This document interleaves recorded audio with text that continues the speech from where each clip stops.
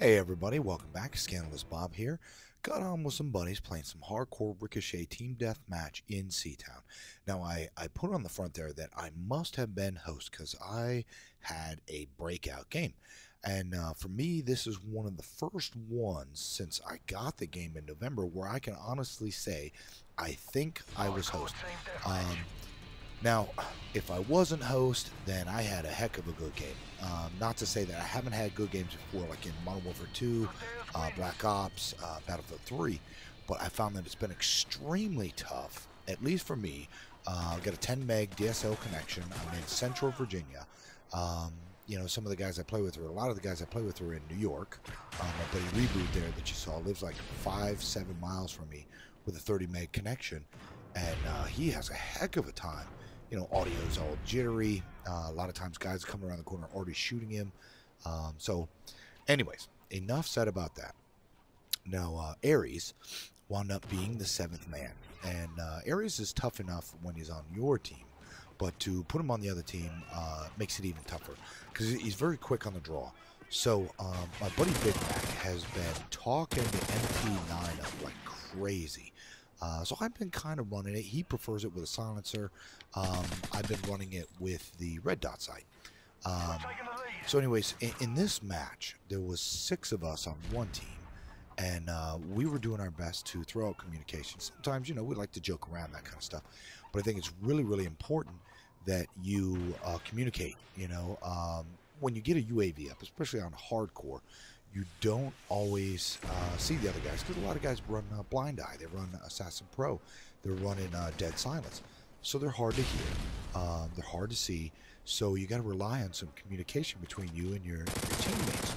UAV online. So with that said, as you can see, the UAV's up, and I'm trying to stick kind of towards the buildings. I'm running a little bit of the outer part of the map, but I knew that a lot of guys were going to go to the towers, so I didn't want to run a whole lot out into the open, and I would generally switch to the MP9 when indoors or when in close quarters, because it's got a great rate of fire, great hip fire weapon.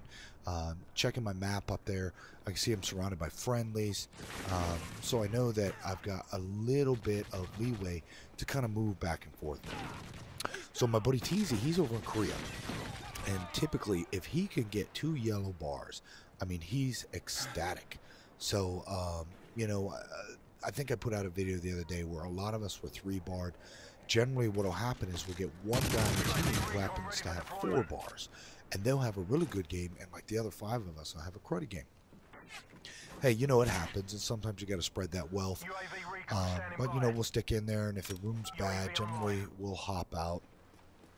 There's nothing worse, I think, than if you kind of get into a lobby and you know, and you're seeing things where people are skipping across the screen. You know, you start getting host migrations, and the dudes are talking smack, you know, and they're running their mouths about, oh yeah, you guys suck, blah blah blah, and you're like, really?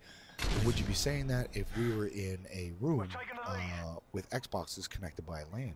I highly doubt it. And the fact that they're probably like, you know, 9 or 10 years old, which in another sense will irritate you even more when you're getting, you know, like me, I'm 38, and to get my butt stomped by a 9-year-old sometimes makes me crazy. But you know, it's all in good fun. If you can get in there and you're having a good game, you know, there's a little bit of you know, crap talk. Everybody's gonna do it. That's the nature of the game. But some of these people, they get out there and they are vicious. You know, and I try not to be vicious, but sometimes, you know, you've had enough and you just scream out, you know, some junk. So anyway, Seatown is a great map. A lot of times we hang out in the Red Hotel. And when we have Aries on our team, he can cover almost like one side of that map. Rowdy, I don't know how he does it. I mean, he is a constant rusher. And, I mean, a lot of times he's leading our room. Now, if he has a bad game, some of us will have a good game. And, you know, and that's one of the things I was talking about, is it's a trade-off. You know, we all can't be, you know, 25-2 every single match. But I think that, you know, when we play as a team, then we have a better chance of everyone maybe going positive. And as you can see here, I just kept trying to push. I've really learned that as you come around a corner, and I'm going to say probably a lot, so I'm not going to apologize. But as you come around a corner, I found it's a whole lot better to start squeezing rounds, then pull up the weapon. It actually makes your accuracy a little bit better, because if you try to pull the weapon up and somebody's moving, it's a little harder to shoot them. I tried it there. I couldn't get to one guy, and as he was moving, I knew I really wouldn't have the time to pull up. I was hoping to, get both of those guys as they were standing behind each other.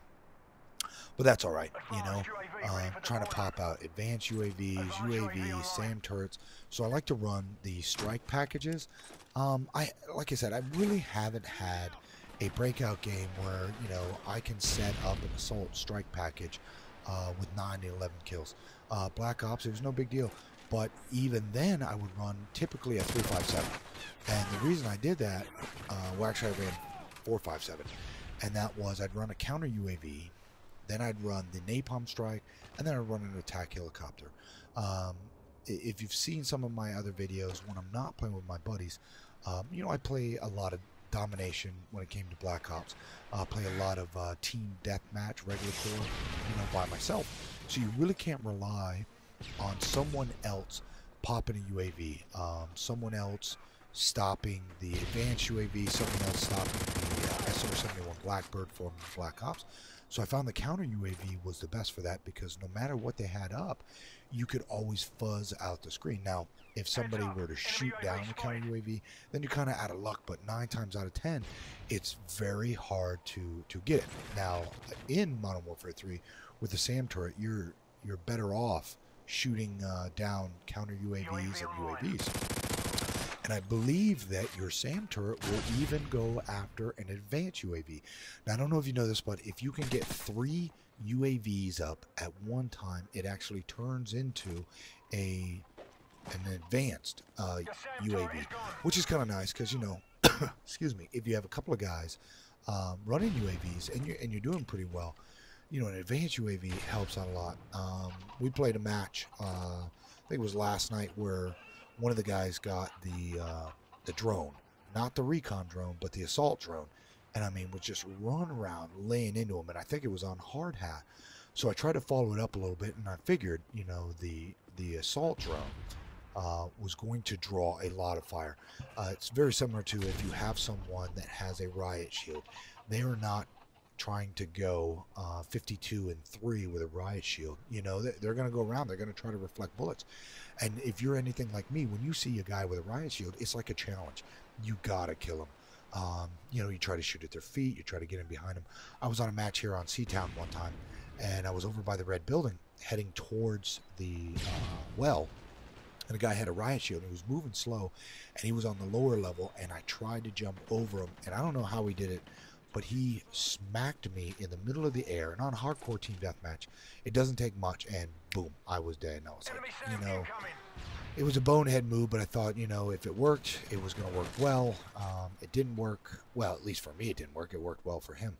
But, I got on a place in Battlefield 3, and I don't know what happened. I got on Friday night, and it was like every good player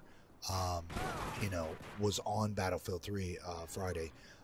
So it made it tougher for me to try to play as, as an average player. If you watch any of my Battlefield 3 videos, I like to get in tanks.